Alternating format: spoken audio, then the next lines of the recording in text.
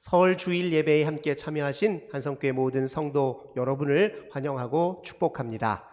변함없이 신실하신 우리 주님께서 올 한 해도 우리 삶의 지경을 넓혀주시고 우리 삶을 늘 지켜주시며 더 큰 은혜 주시고 늘 곁에서 밝은 빛으로 임하여 주시길 주님의 이름으로 간절히 기원합니다. 오늘 설이기도 하니까요, 새해 인사부터 먼저 함께 나눌까요? 새해 주님의 복 많이 받으세요. 이렇게 인사하겠습니다.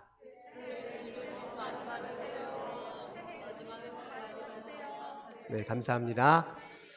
모처럼 고향 교회에 방문하신 성도님들도 계시고요. 우리 부모님 만나 뵈러 여기 오셔서 오늘 예배에 참여하신 자녀분들도 많이 계신데요. 우리 이분들 모두 위해서 축복과 격려의 박수 올려드리겠습니다.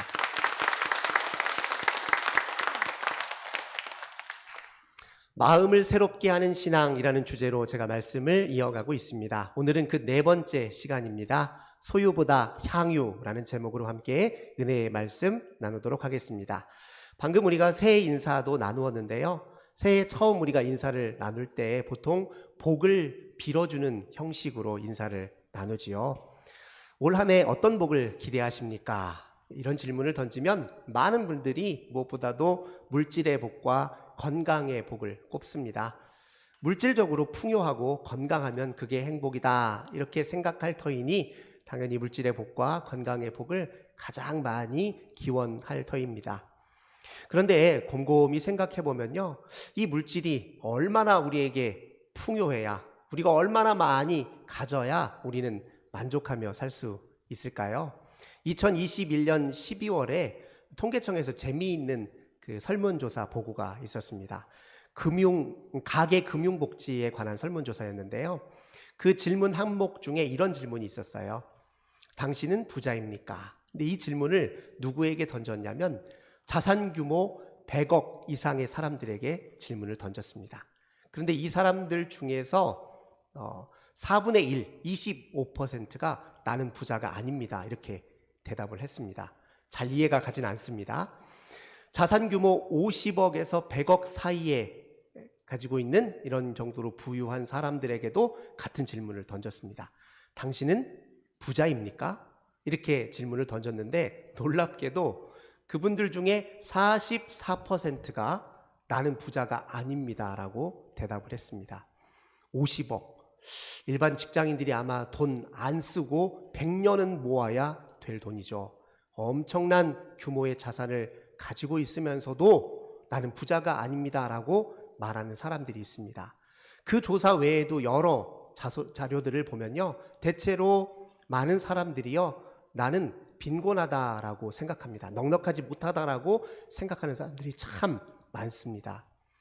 이렇게 보니 사실 물질적 이 풍요라고 하는 것은 매우 상대적이고 주관적인 우리의 인식에 관련되어 있다는 것을 우리가 알 수 있죠. 아무리 재산이 많아도 만족함이 없으면 부족하다고 느끼는 법입니다. 재산이 적어도 만족함이 있으면 넉넉하다고 생각하겠지요. 우리는 물질적 풍요가 곧 더 많은 소유에 있다고 생각합니다. 물론 그렇죠. 쓸 돈이 많고 또 값있게 쓸만한 물건들, 가치 있는 물건들이 많이 있으면, 그걸 많이 소유하고 있으면 물질적으로 풍요한 것 맞습니다. 하지만 그게 전부는 아닌 것 같습니다. 방금 말씀드린 대로 물질적 부와 물질적 풍요는 등가가 아닙니다. 그렇게 같다고 여길 수 있는 게 아닙니다. 많이 갖고 있어도 늘 빈곤하게 느끼는 사람들이 있는 법이니까요. 오늘 저는 이 성경 말씀을 통해서 우리가 더 많은 소유가 아니더라도 물질적 풍요를 경험할 수 있다는 사실을 말씀드리려고 합니다. 물질적 부가 곧 물질적 풍요는 아니라는 사실을 말씀드리려고 합니다. 더 많은 소유가 아니라 공유를 통해서도 우리는 물질적 풍요를 경험할 수 있습니다.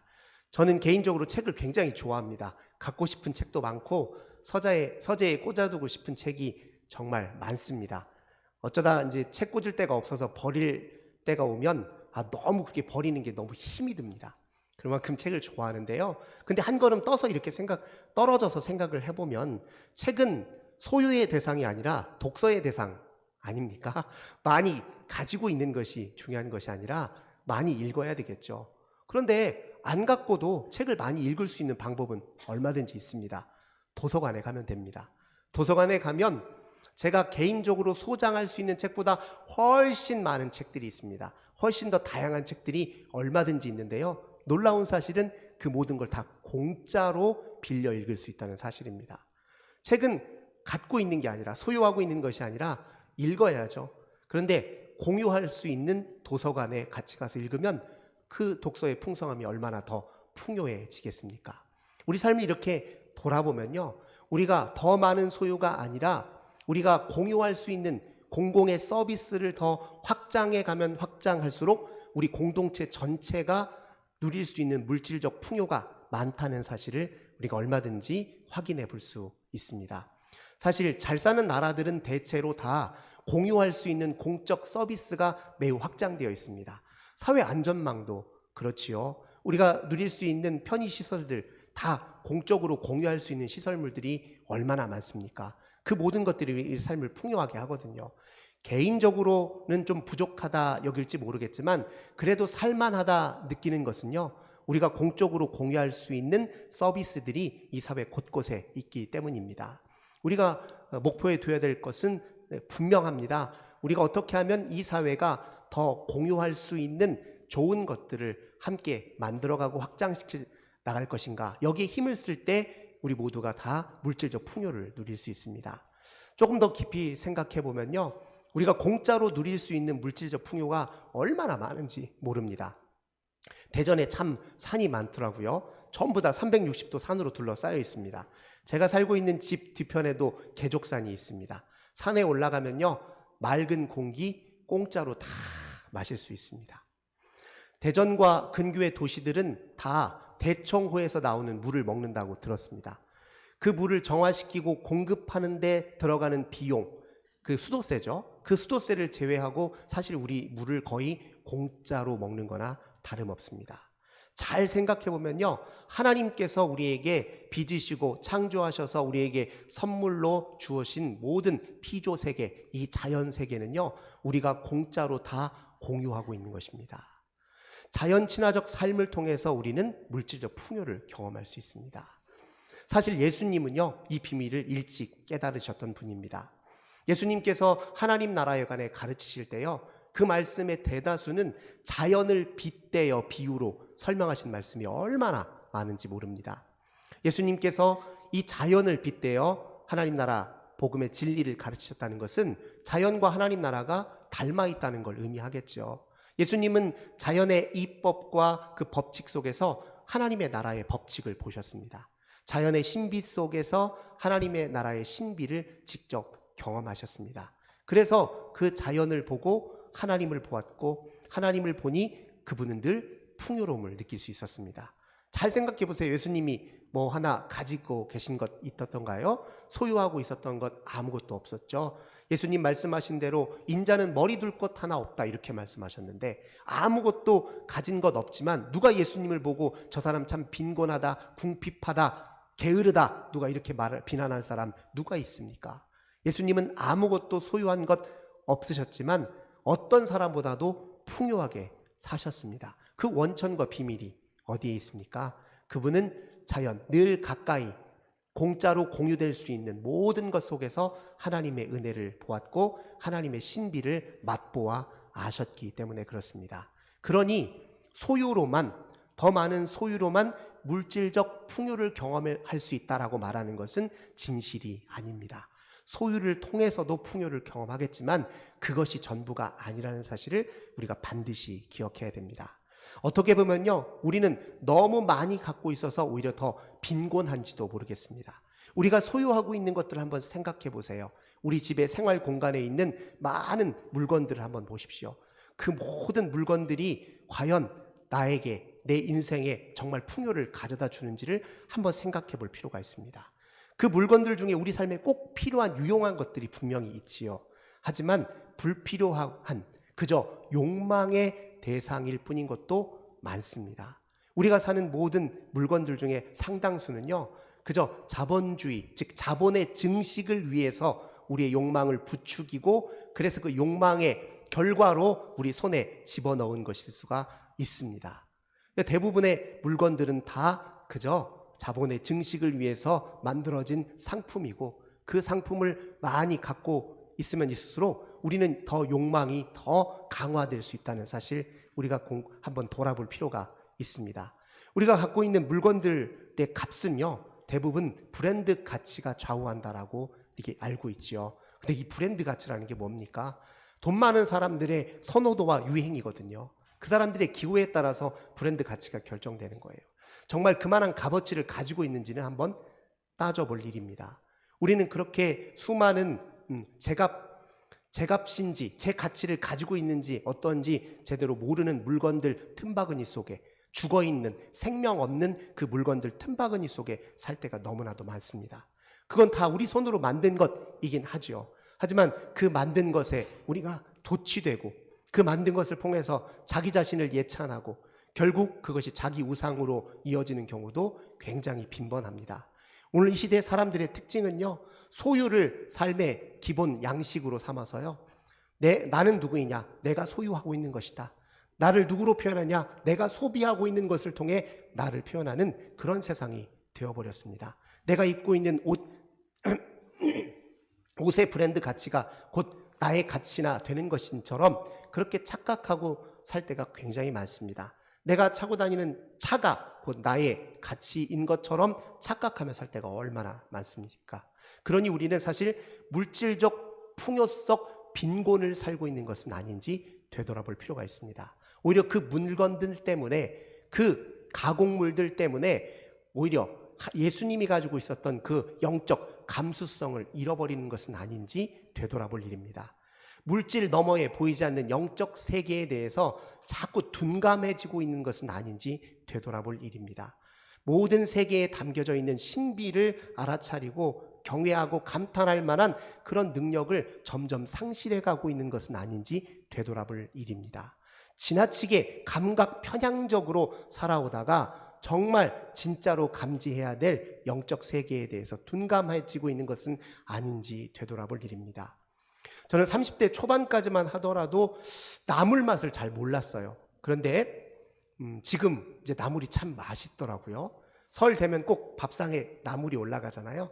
근데 이 나물들은 사실 제일 가공이 덜 된 채로 올라오는 겁니다. 그냥 데쳐서 제가 요리 잘 못하면서 말씀드려서 죄송한데, 그냥 데쳐서 적당히 소금 간해서 올려놓으면 그게 먹을 수 있잖아요.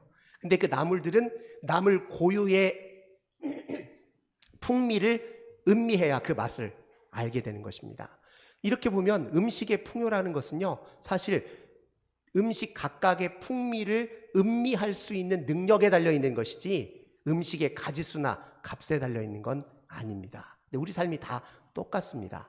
물질적으로 많이 소유해서가 아니라 우리가 갖고 있는 모든 것의 가치, 값어치를 제대로 인식하고 그것을 그에 걸맞게 잘 소비하고 사용하면서 오히려 우리는 더 풍요를 느낄 수 있는 것입니다. 저는 이것을 향유라고 표현하는 것입니다. 소유가 아니라 향유를 통해서 우리는 물질적 풍요를 경험할 수 있습니다. 어디 이것뿐입니까? 또 물질적 풍요를 경험할 수 있는 또 다른 방법이 있습니다. 그것은 바로 나눔에 있습니다. 우리 성경의 이야기를 한번 주목해 봅시다. 오병이어의 기적 현장을 한번 상상해 볼까요? 예수님과 수많은 무리들이 들판에 모였습니다. 거기에 하나님 말씀으로 배불렀습니다. 저녁 때가 되었습니다. 육신의 배도 채워야 돼요. 그런데 그 현장에는 먹을 것이 없었어요. 제자들이 예수님께 말합니다. 주님, 여기에는 먹을 것이 없으니 저들 마을로 내려가서 요기할 수 있도록 이제 좀 맞춰야 될 것 같습니다. 그렇게 했을 때 예수님 뭐라고 말씀하셨죠? 너희가 먹을 것을 주라. 이렇게 얘기합니다. 제자들이 속으로는 웃었겠죠. 예수님, 지금 여기 먹을 것이 어디 있습니까? 여기 5,000명이 모여 있는데, 남자만 5,000명이 훨씬 더 많은 수가 있었죠. 그런데 그때 요한복음에 보면은요, 한 어린아이가 예수님께 보리떡 5개와 물고기 2마리를 내어놓죠. 그걸 예수님이 하늘을 높이 치켜 올리시고 감사의 기도를 올리셨습니다. 여기 이 손에 들려있는 이것은 주님께서 우리에게 허락하신 것입니다. 이것으로 우리 모두 배부르기 원합니다 하고 기도한 후에 그걸 나누었습니다. 그러니 그 자리에 있는 모든 분들이 배불리 먹고도 남은 것이 12광주리에 가득 찼다, 그렇게 설명하고 있습니다. 여기서 핵심은 어떻게 이런 일이 가능할까에 있지 않습니다.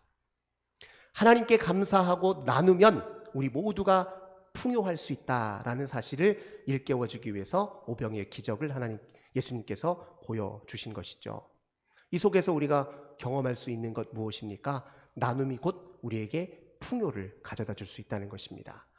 이 현장과 정반대의 이야기가 마태복음 14장에 보면요, 헤롯 안티파스의 생일잔치가 등장합니다. 이 헤롯 안티파스의 생일잔치와 오병이의 기적 이야기가 서로 연달아 서로 비교하듯이 마치 대비시키듯이 묘사되고 있는데요, 헤롯 안티파스의 생일잔치에 각종 산의 진미가 다 가득합니다. 한 번도 먹어보지 못한 신기한 음식들이 가득해요. 그 현장에 수많은 사람들이 모여 있었는데요, 근데 그 자리는 혐오스럽게 바뀝니다. 왜냐하면 그 자리에서 세례 요한을 참수하는 일이 벌어지는 거거든요. 헤롯 안티파스의 생일잔치는 겉으로 볼 때는 풍요한 자리였지만 그러나 실상은 아주 썩어 있는 곳이었죠. 죽음의 냄새가 짙게 그리워져 있는 현장이었습니다. 오병이어의 현장은 아무것도 가진 것이 없는 사람들의 모임이었지만 그곳에는 풍요로움이 있었습니다. 행복과 만족이 있었죠. 너무 그렇게 극명하게 대비되고 있지 않습니까? 많이 소유하고 있다고 해서, 물질적으로 부하다고 해서 풍요를 경험할 수 있는 것은 결코 아닙니다. 오히려 많이 가져서 빈곤하게 사는 사람들의 이야기가 성경에는 더 많이 등장합니다. 부자와 거지 나사로의 이야기도 한번 생각해 볼까요? 부자는 많은 걸 가졌음에도 불구하고 뭐가 그렇게 아직도 부족한지 자기 대문 앞에서 구걸하고 있는 나사로에게 밥 한 상 차려준 적이 없어요. 그렇게 많이 갖고 있으면서도 보이지 않았나 봐요. 그래서 그냥 떨어지는 부스러기만 나사로가 먹었거든요. 남는 음식만 먹었을 뿐이지 한 상 대접받은 일이 없습니다. 부자는 그렇게 많이 가졌는데 왜 그렇게 늘 부족하다고 느꼈던 것일까요? 왜 그렇게 그는 늘 그렇게 더 많은 욕심에 사로잡혀 있었습니까? 성경은 이야기하고 있지 않습니까? 그에게 하나님이 없었기 때문이라고 이야기합니다. 반면에 이와 전혀 다른 삶을 살았던 사람이 있지요. 사도 바울 선생님입니다. 빌립보서 4장 11절부터 13절의 말씀을 보시면 우리가 잘 아는 말씀이에요. 나는 어떤 형편에든지 처할 수 있는 비결을 배웠습니다. 나는 비천에도 처할 줄 알고 풍부에도 처할 줄 압니다. 배고픔에도 처할 줄 알고 배부름에도 처할 줄 압니다. 이 일체의 비결을 제가 배웠습니다 하면서 13절에 뭐라고 덧붙이냐면, 내게 능력 주시는 자 안에서 내가 모든 것을 할 수 있다, 이런 말 하거든요. 그 일체의 비결을 누구에게서 배웠냐? 하나님에게서 배웠다는 겁니다. 더 많이 소유하는 것이 아니라 더 깊이 하나님께 속함으로, 더 깊이 하나님께 다가섬으로 풍요를 누리는 비결을 배웠다는 것이 바울의 고백이었습니다. 얼마나 거지 나사로에게 한 상 차려주지 못한 부자와 대비되는 삶의 모습입니까? 그러니 우리가 되돌아볼 수밖에 없지요. 정말 우리를 물질적으로 풍요하게 하는 것이 과연 무엇인지 우리가 되돌아봐야 되지 않겠습니까? 많은 사람들은 지나치게 많아서 오히려 더 자신이 영적으로 빈곤하다는 사실을 깨닫지 못하고 그 빈곤함을 채우기 위해서 더 많은 것, 더 새로운 것을 끊임없이 소비해 갑니다. 진짜 새로워져야 될 것은 내 심령이고 내 마음인데 늘 새로운 상품을 사드림으로써 그 모든 것들을 대리 보상하고 있는 것이죠. 우리 가슴 속에는 하나님 아니면 영원히 채워줄 수 없는 빈 구석이 있습니다. 그래서 우리는 하나님을 만나기 전에, 주님 품에 안식하기 전에, 주님께 속하기 전에는 만족이 없는 법입니다. 이것을 아는 사람들은 주님에게서 풍요를 찾는 일에 더 힘을 쓸 것입니다. 더 많이 가지는 것이 아니라 더 주님께 깊이 속하여 사는 일에 힘을 쓸 것입니다. 그게 우리의 풍요의 원천이기 때문에 그렇습니다. 많은 사람들이 풍요할수록 나타나는 특징이 무엇입니까? 개방적이고 또 함께 자기 가진 것을 나누는 일이겠죠. 여유 있고 넉넉한 마음을 갖고 있는 사람들 곁에 사람들이 많이 모이는 법입니다. 물질도 마찬가지인데요. 실은 우리가 넉넉한 마음으로, 감사하는 마음으로 이미 자기 가진 것을 충분히 누릴 줄 아는 사람들에게요, 하나님이 더 큰 물질도 허락하시는 법입니다. 왜냐하면 그에게 큰 물질을 허락해야 그 물질이 제 가치 있게 쓰일 수 있기 때문에 그렇습니다. 우리가 잘 아시는 대로 달란트 비유 아시잖아요. 5달란트, 2달란트, 1달란트 사람 종에게 하나씩 주고 주인이 먼 길을 다녀왔어요. 5달란트 가진 사람들은 5달란트를 남겼습니다. 2달란트 가진 사람은 2달란트를 남겼어요. 1달란트 가진 사람은 감춰두고 쓰지를 않았어요. 와서 누가 칭찬을 듣고 누가 질책을 받았습니까? 이물을 남긴 사람, 사용한 사람에게 하나님 칭찬하셨잖아요. 우리 가지고 있는 것을 가치 있게 사용할 줄 알면 하나님이 더 배가 되도록, 더 풍요하도록 이끄신다는 그 비밀이 그 안에 담겨져 있는 것 아닙니까? 가지고 있는 것의 가치를 제대로 알고 그것을 향유할 줄 알고 감사할 줄 알고 더 나아가 나눌 줄 아는 사람에게 더 큰 풍요가 따라올 수 있다는 사실을 성경 곳곳에서 우리에게 말해주고 있습니다. 이렇게 기도했으면 좋겠어요. 하나님, 많이 좀 제게 주세요 라고 기도하지 마시고요, 많은 것을 가치 있게 사용할 수 있는 능력과 지혜를 제게 주십시오. 더 많은 것으로 더 하나님의 일을 풍성하게 감당할 수 있는 지혜를 제게 주십시오. 더 많은 것으로 더 많은 일을 할 수 있는 큰 꿈을 제게 주십시오. 차라리 이렇게 기도하는 것이 주님 앞에 지혜롭게 기도하는 일입니다. 좁은 가슴, 욕심 많은 마음가짐으로 무엇인걸 가져봐야 자기 혼자 배만 불리고 자기 혼자 기뻐할 뿐이에요. 하지만 잘 선용하면 나만 기쁜 게 아니라 주변 사람들도 함께 기뻐합니다. 그러면 기쁨이 배가 되는 거예요. 나만 기뻐할 것인지 모두가 함께 기뻐할 것인지 우리 앞에 이제 선택이 놓여져 있습니다. 당연히 모두가 함께 기뻐할 수 있는 그 길을 택해야 진짜 우리가 물질적 풍요를 누릴 수 있는 것 아닙니까? 사랑하는 성도 여러분, 올 한 해 시작하실 때 무엇보다도 주님, 제가 더 많이 갖는 일보다 주님께 더 깊이 속하여 사는 일에 힘쓰게 하옵소서. 더 많이 갖는 것보다 이미 갖고 있는 것을 더 감사하고 향유하고 그 가치를 제대로 알아보고 그 가치에 걸맞게 사용하는 일에 더 힘쓰게 하옵소서. 이렇게 기도하며 한 해를 시작하시는 우리 성도님들 되시길 주님의 이름으로 간절히 기원합니다. 참 좋으신 주님 감사드립니다. 풍요 속 빈곤을 살고 있는 이 시대는 아닌지 우리의 삶을 되돌아봅니다. 더 많이 갖고 있는 것이 더 풍요를 누리는 것이다 라고만 생각하는 것이 우리 현대인들의 삶이 아닌지 되돌아봅니다. 주님은 소유보다 공유에, 소유보다 향유에, 소유보다 나눔에 더 큰 풍요가 있음을 우리에게 말씀을 통해 일깨워 주십니다. 우리는 얼마나 우리에게 주어진 모든 것 속에 하나님의 선하심을 깊이 맛보아 알고 있습니까? 우리에게 이미 주어져 있는 것을 얼마나 향유하며 값지게 사용하고 있습니까? 우리의 삶을 되돌아봅니다. 올 한 해 주님께서 주신 이 말씀 붙들고 진정으로 풍요한 삶을 살아내는 저희들 다 되게 하여 주옵소서. 주 예수님의 이름으로 간절히 기도하옵나이다. 아멘.